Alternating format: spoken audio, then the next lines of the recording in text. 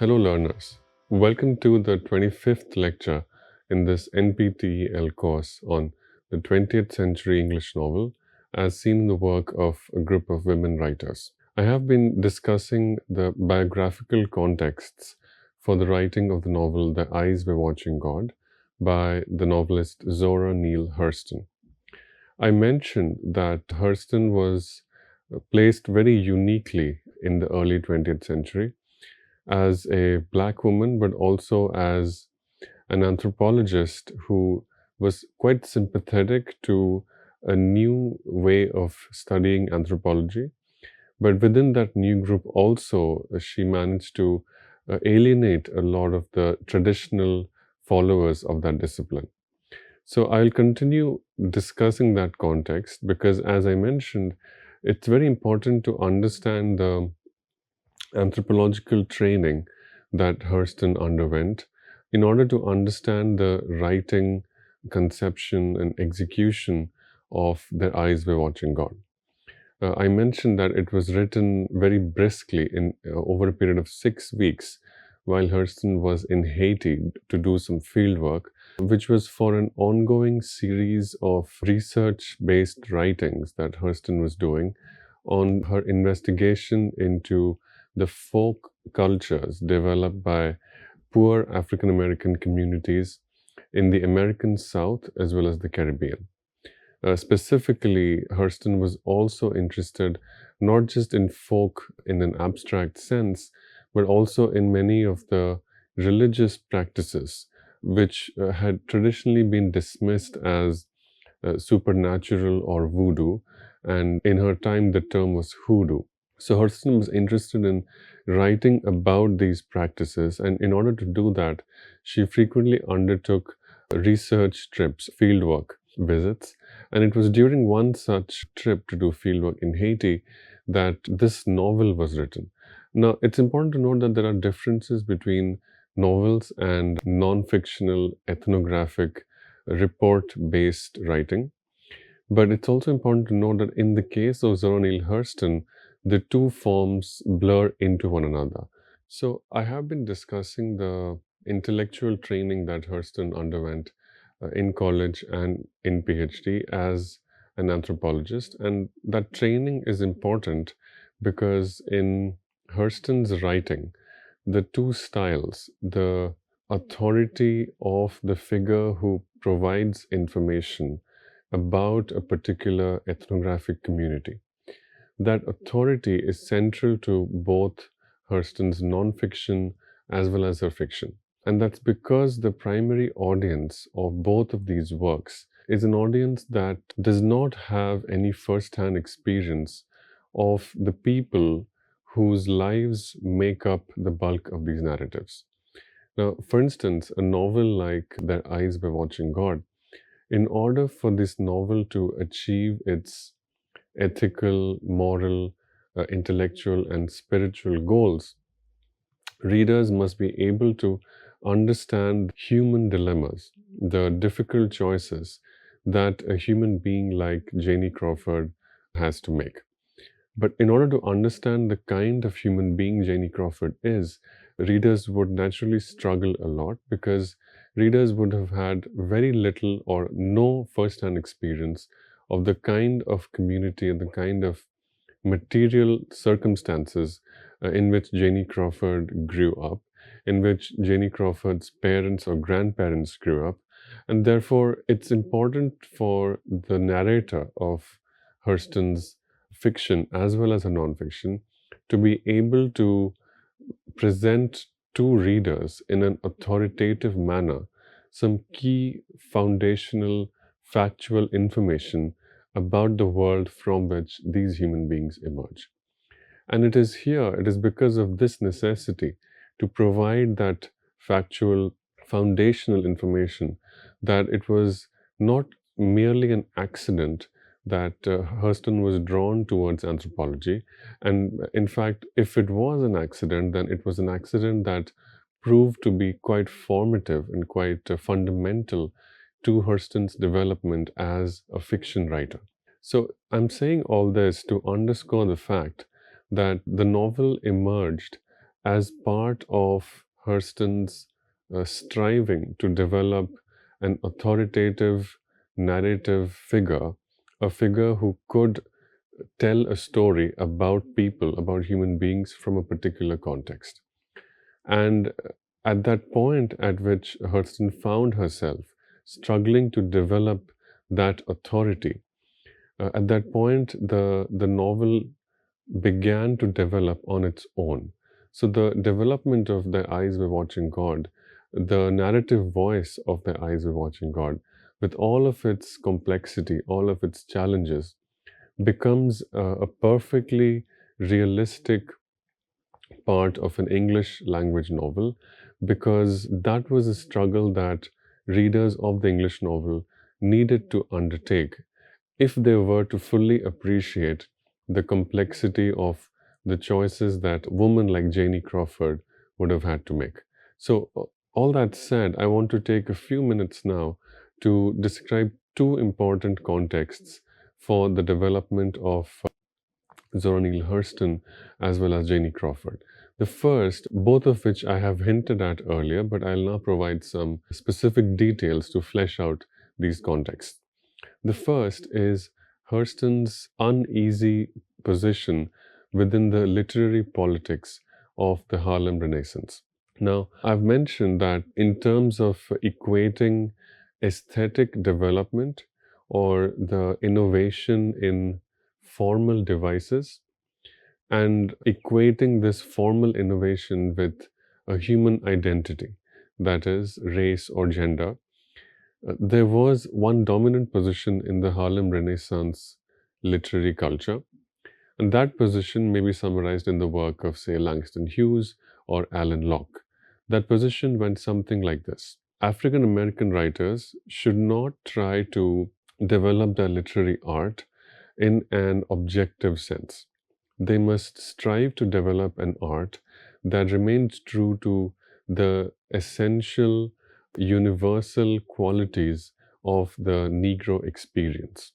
So the middle passage was an experience that shapes the ethnicity as well as the social community of the African American race. And it was that experience which was central to the development of a literary aesthetic. Now, this was an idea that Zora Neale Hurston, while she was quite sympathetic to the politics and the ethics behind it, as a strategy for developing new kinds of writing, Hurston was quite suspicious. This was one. Another very important way in which Hurston connected to the Harlem Renaissance was through a point of agreement. Hurston was quite confident of herself, quite proud of her identity, both in racial as well as gender terms, and was very impatient with African American writers who wanted the validation of several influential and wealthy patrons or editors, many of whom happened to be white. Now, it's not that Hurston thought that she could manage it without such patronage or without the support of such influential figures. In fact, as I mentioned earlier, Hurston depended quite fundamentally on the patronage of an elderly woman in order to conduct her fieldwork and research trips, because the institutional backing that she once had as a student of Franz Boas had begun to dry out very quickly because of the disagreements that Hurston had begun to have with established scholars in the field of anthropology. So it's not that Hurston wanted to alienate all wealthy white benefactors. It's that Hurston expected Black writers to be more confident and to display more overt pride in their racial identity. And so Hurston used this expression, Negrotarian, in order to describe writers who looked for validation from dominant white benefactors or patrons. Now, I mentioned that Hurston was a student of Franz Boas at Columbia. Now, Hurston was also a very, very influential figure in the Harlem Renaissance, and there were some important literary references which it is important to note. Now, the character of Sweetie May Carr in the novel Infants of the Spring, which is published 1932 by the novelist Wallace Thurman. This character is based very directly, and it was an open secret that this character was based on Zora Neale Hurston. And in the novel Infants of the Spring, this character has a sentence which we can take to describing more or less accurately the kind of attitude that Zora Neale Hurston herself had towards this Harlem Renaissance and towards the economy of patronage and editorial support that African American writers enjoyed from a group of very wealthy white benefactors. This is the quote from Infants of the Spring. Being a Negro writer these days is a racket, and I'm going to make the most of it while it lasts. Right? So displays a very realistic, almost cynical awareness of the politics of race and money, and also the cultural politics of how the identity of race managed to attract a kind of economic and social privilege, which in different times and in other spaces and other contexts, it would not have enjoyed. So there was a very distinct politics, a cultural politics of finding value in race. And Hurston was a writer who was both very cynically aware of this politics, but didn't let that awareness get in the way of her enjoying some of the material benefits of it. Now, some important works, intellectual and scholarly works that defined the Harlem Renaissance were Alan Locke's book, The New Negro, and W.E.B. Du Bois's The Souls of Black Folk. Now, there was one very dominant position in this kind of writing, and that position was that the African American writer was a sort of leader and represented the unlettered or less educated mass of Black people. And the task or the mission of this Black writer was to somehow fight for the assimilation and the entry of this unlettered, unprivileged mass of less educated Black people into the hallowed precincts of privilege, influence, freedom, comfort, etc., which at that point were enjoyed primarily by white writers. And this role of the Messiah or the leader or the representative of unlettered masses of Black people, this was a role that Zora Neale Hurston did not quite enjoy and had a lot of reservations while accepting that role. And I'm not sure if Hurston ever fully accepted that role. I'm sure Hurston managed to let this kind of an identification stay if it helped her get published. But deep down inside, intellectually speaking, this was a position about which Hurston expressed a great deal of suspicion. Now, at this time, Hurston wrote to Alan Locke and described a very clear hope for the development of an aesthetic which might be completely detached from race as a formative category. But at the same time, it would be connected to race in the sense that it would describe the experiences of economic deprivation, material hardship, experiences which were central to the African American community. And as part of this endeavor, to describe a uniquely, a singularly Black aesthetic of literary fiction, but to reject the social mission of representing unlettered Black masses. It was a very strange combination and somewhat contradictory, also one has to admit, set of goals. As a part of this attempt, Hurston started a literary journal called Fire in the year 1926, and one of her finest stories, titled Sweat, appeared in this journal. And for many scholars, this story, Sweat, is in some ways Hurston's most powerful work because it describes in a miniature, in a micro level, all of the things that makes The Eyes Were Watching God such a powerful and such an unforgettable work of fiction. Sweat is about a washerwoman and her husband.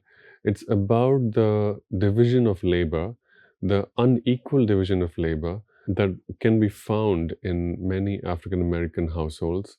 That was certainly the case in many African American households in the early 20th century. And it's a story that's concerned with the daily drudgery, the isolation of a woman's feelings, the limitations and the consolations of lives formed by folk ethos. So there was a great deal of uniqueness to that suffering. And in a way, if one is to identify what's going on there, what is the intellectual goal there, one can define Hurston's method as a way of inviting readers to earn the right to understand, condemn, accept, or challenge the suffering of a certain type of individual. And if one is really pushed, one can define exactly what type of human being Hurston is concerned with understanding the sufferings of. And that is the working class African American woman. And it's important to earn the right to understand or condemn the suffering of this individual or type of human being, because not everyone, and in fact, very few people, and almost none of the people who are engaged in the business of thinking, writing, publishing, or people who make a living from the life of the mind. Almost no one who made a living from their life of the mind had the experience or the perspective or the vantage point with which to understand the origins and existence of the suffering that was inflicted on this working class African American woman. And so the challenge before the writer, before this young writer, was enormous.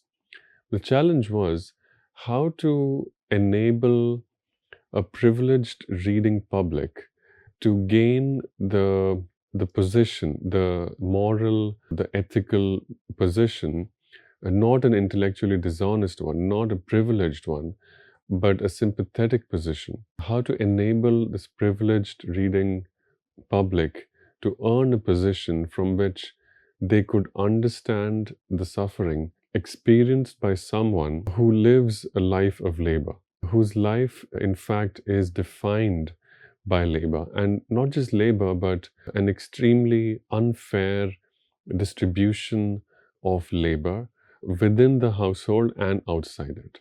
So, this was a challenge that at a very early stage, Hurston had begun to clarify before herself, and we can find in this short story titled Sweat. Now, in 1927, Hurston began her initial trips, her fieldwork visits, and these initial trips ended in failure because she was unable to step out of the trappings of privilege which her New York life had given her. And it was when she first published a novel, and this is important to note, that her first book-length publication was a novel, and it was after the kind of influence and the kind of recognition that the novel gave her, that she was able to publish her first book of nonfiction, which was Mules and Men. And Mules and Men is a work that contains a very heavily edited version of the copious notes that she had taken from her many trips to the American South as well as some to the Caribbean. Chiefly, a lot of these trips were to Florida, Alabama, but some of them were also to Louisiana and New Orleans, where Hurston knew she could find practitioners of the hoodoo culture. And in order to produce these reports, Hurston had to undertake a lot of strange, unprecedented, and quite daring tests, and had to prove her loyalty, had to prove to her informants that she was genuinely interested, and she wasn't some privileged woman from New York who just wanted to write a book and build her own career out of writing about poor people. And some of these experiences were quite dangerous. And while undertaking these experiences, while demonstrating her loyalty and her sincerity, there were many times when Hurston endangered herself physically and came very close to dying as well. So it just speaks volumes about her commitment as a scholar and the single minded intellectual drive that she had, which was, I think, we can now, looking back retrospectively from the long career as a novelist and nonfiction writer that Hurston has had, we can now look back retrospectively and identify the single minded intellectual urge as that of pursuing ideas, pursuing experiences, and pursuing knowledge, which was so unique and so new that by the power of their newness, these ideas could generate and propel a new form of writing. And we can see that propulsion, we can see that drive culminate in her first novel, which she wrote in the year 1936. And some versions were published in 1937. And this novel was Their Eyes Were Watching God. Some more information. Second work of nonfiction is Tell My Horse, which appeared in 1938. And the first book length publication, which is her first novel, was entitled Jonah's Gourd Wine, and this appeared in the year 1934. Now, the presence of the anthropological method can be traced from the very first book that Hurston published. This novel, Jonah's Gourd Wine, this novel, while telling a semi autobiographical story of her parents' marriage, contains a very important third voice. So while the two protagonists are a man and a woman, and it's the story of their failed, troubled, and quite disturbed and painful marriage that the novel describes, there's also a third voice, which is the social collective, that is the community of the rural Black Southern US as a meaningful social force. So while we read about these two people, we also read about others in their community, other people, but most often these other people are part of a social collective. So from the very first work, we can see that the training that Hurston was undergoing as an anthropologist defined her fiction writing method. And part of that method was very deep sensitivity, not just to the subjectivity of human beings, which is what the novel has been known for from the moment of its origin. But in addition to that, there was a very powerful sense that human beings become who they are and give life to the dynamics and the tensions between them, the interpersonal drama which makes novels worth reading and which makes novel reading a very intellectually valuable task in our times, because it helps us understand not just ourselves but societies and worlds in which we live. That important social dimension of what makes us human, that comes, and this was Hurston's insight as an anthropologist, that comes from an awareness, from an understanding that some societies, in order to be understood, require not just observation, but specialized intellectual training. And that could only come from Hurston's training as an ethnographer and an anthropologist. It was not simply that Hurston was observing people in this poor Black Southern US village. It was that Hurston was observing people in this village with an awareness that they constituted a unique community. This community had its own history, had its own meaning, and it had to be understood as being different from other mainstream communities in early 20th century US. And the distinction I'm making is a very fine one, and it may sound like I'm splitting hairs, but actually, it's an important part of the author's development as a storyteller. And we can see this development take on new forms when we read the second novel.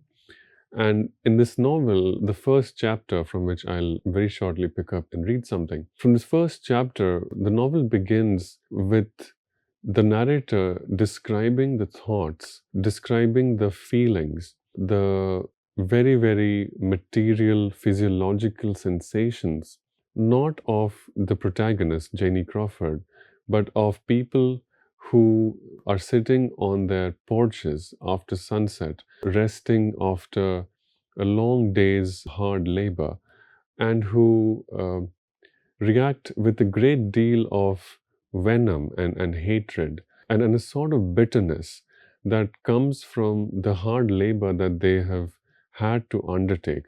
And it also comes from an awareness of the unfairness of that hard labor, that they know that they do not deserve to work so hard for so little. And it's because they are black and it's because they are poor that there's something about the fate into which they were born that makes them work so hard. It is that awareness with which they observe this woman walking back into their town. And when they observe her walking back into town, they react with a great deal of malice. They are quite angry. And the narrator gives vent to this anger before inviting us to inhabit the mind of the protagonist, Janie Crawford. And the novel ultimately will become a dialectic. It will stage the growth and development of this individual woman, Janie Crawford, but it will invite us to understand how that individuality is nurtured and shaped by the injustices and the unfairnesses that have shaped the community into which she is born. And what is that community? It's not just poor, rural, black, and American South. It's also a community that comes into being at a particular moment in US history. And that moment is the end of slavery at the end of the American Civil War and the beginning of Reconstruction. And more details will emerge when I read from chapter 1, but it's the importance of other people, or what is today known in contemporary social media slang as NPC, or non-playing character. These NPCs are not just a part of the novel's background, but they form an important third voice. This voice complements and shapes the two voices, or in this case, the one voice of Janie Crawford. And we can see this development taking place from Hurston's very first novel, which is Jonah's Gourd Wine. Now, coming to The Eyes Were Watching God, I have mentioned earlier that the protagonist was very different from the typical black female protagonist of a novel of the Harlem Renaissance. These women were often spectacularly ruined or spectacularly suffering. Neither of these is true of Janie Crawford. Janie Crawford stakes a claim to a place in our consciousness as the narrator and protagonist of this novel, not because her suffering or her ruin is so spectacular, but it's because these things, her ruin and her suffering, they're both quite ordinary. And from being ordinary, it also follows that these sufferings or these ruinations are not part of an allegory or a grand narrative of the history of Black America. In fact, if there is an allegory, then the allegory is that of every woman. The suffering and the ruination, or the perceived ruination that Janie Crawford suffers, is that she simply deals with the consequences of choosing a fate for herself. She is trapped in failed marriages, first due to the good intentions of her grandmother who wants to protect her, and then due to her own somewhat miscalculated choice. And when she finally ends up in a situation that she wholeheartedly chose for herself, even that turns out to be not ideal because of the kind of violence she suffers at the hands of these men in different ways. And when she finally gives up all that and she returns to the village which from where she had originally left, she is met with a lot of malice, with a lot of harsh judgment. It is that moment that the novel begins with, and it is after no one in the village but one woman, Phoebe, who decides to not follow the rest of the village and in fact pay attention or listen to what Janie herself has to say. And she invites Janie to tell the story of what happened, why Janie left their village in the first place, and why she was returning now, and why she didn't have anything to show for it, or at least anything by way of material comforts or family or money or children or any of the traditional ways in which a woman's worth was measured by people around her. So that's the occasion for the recollections, for the trip down memory lane that begins from chapter 2 onwards.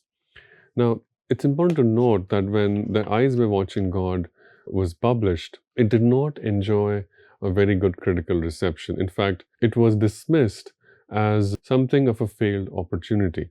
I mentioned that Sterling Brown and Richard Wright were two very influential left-leaning black intellectuals who dismissed the writing of Hurston as something that wasn't strong enough, bitter enough, or rigorous enough.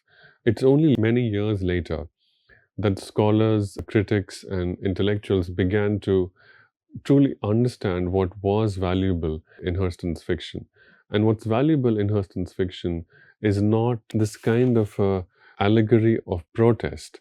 If one looks for an allegory of protest, or if one looks for a vision for social change, or a strategy for revolutionary change, then one will be disappointed because the concerns seem too narrow, seems too domestic, and too indifferent to the fate of public change or social change. And here also one can very easily see how Hurston's novel initiates a sort of counter tradition in the African American novel. One can think of novels like Toni Morrison's Beloved. One can think of novels like The Color Purple by Alice Walker. One can think of contemporary novels such as An American Marriage by Tyree Jones.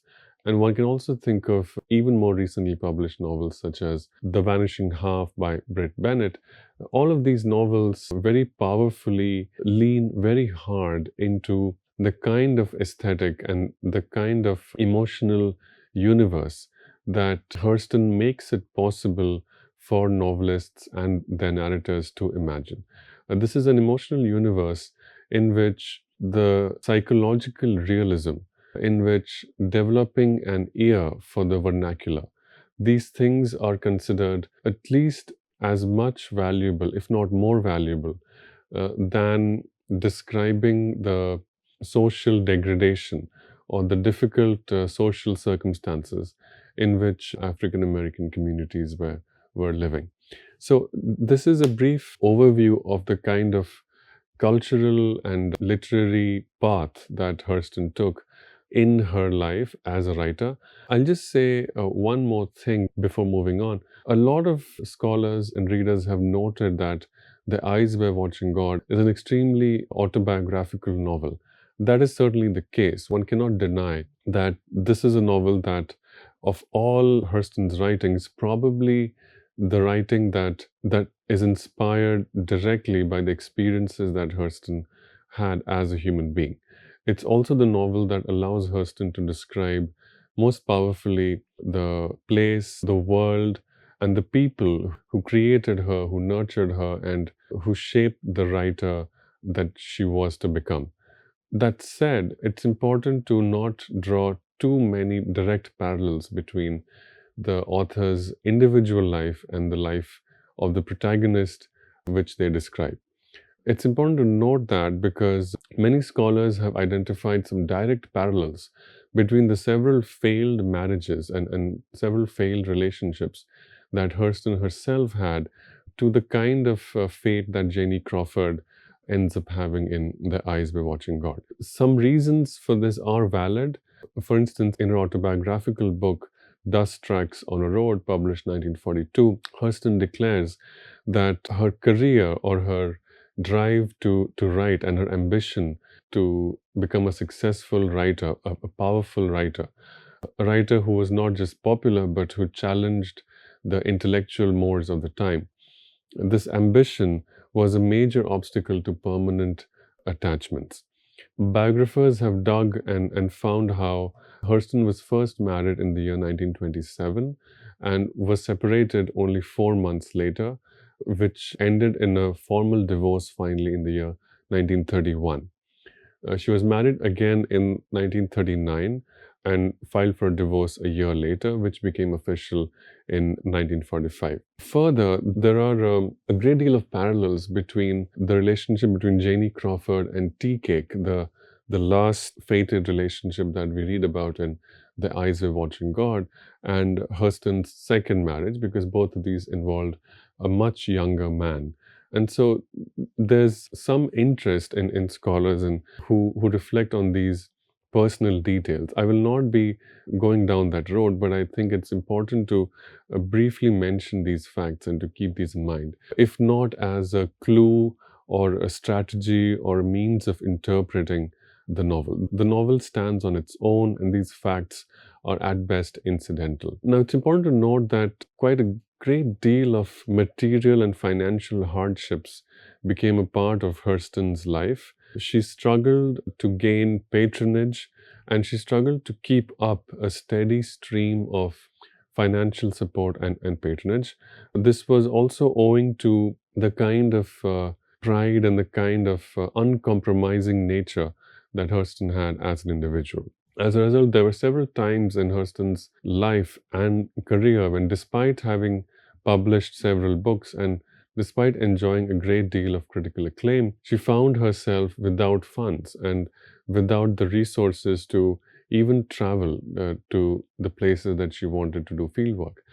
And as a result, later in life, when she was also suffering from a lot of physical hardship due to age and illness, this financial hardship combined to produce an extremely disturbing sort of conservatism.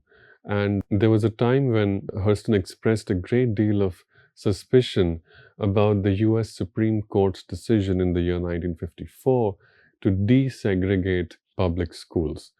And while it was welcomed by almost every quarter of Black and African American society, the fact that schools would no longer be segregated, Hurston found it useful to mention, to express suspicion, and she argued that it was a very bad and sad sign because it signaled that Black people could not learn unless they sat next to whites. Now, everyone knows that it was not about sitting next to whites, but to make this kind of statement, it shows the kind of place emotionally and intellectually Hurston was in. It was a very mean and ungenerous place that Hurston had found herself, and one can argue that she did not create this space for herself, rather she was forced to and confined to this very ungenerous sort of space, which is to say that Hurston was a writer very much of her time. And we do well to pay attention to the different ways in which Hurston responded to the complexities of race and culture in 20th century America. I'll continue with the discussion of the novel in the next lecture. Thank you.